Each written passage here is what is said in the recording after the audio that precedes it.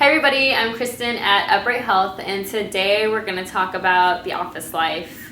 Sitting at a desk all day or standing at a desk all day, which one is better for you? Is the sit-stand desk the perfect solution, or is the standing desk going to solve all your problems?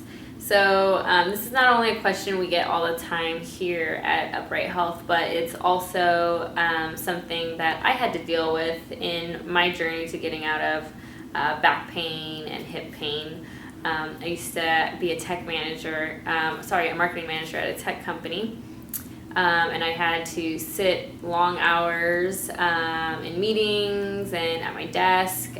So I was working about 8 to 12 hours and sitting about that amount of time before I started developing a lot of back pain. And then somebody recommended that, hey, why don't you try a standing desk? So then I switched to my stand-up desk, and I tried that for about 4 months.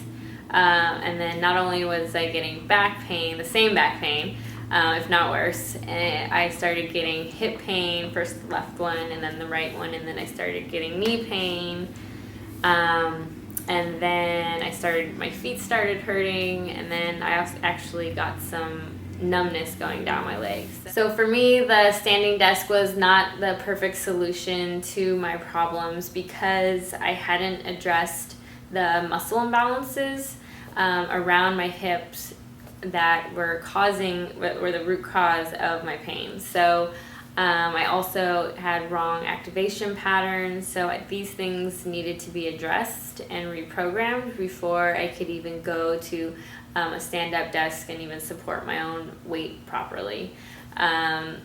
So for all of you guys living that office life, I would really recommend first that you develop a stretching program for your specific muscle imbalances. So if you're sitting at a desk all day, you definitely want to be diligent about your quad stretching. So we have tons of videos of how to stretch or smash your quads. One of my favorites was the wall quad stretch. I did that every day. As well as the adductor stretch.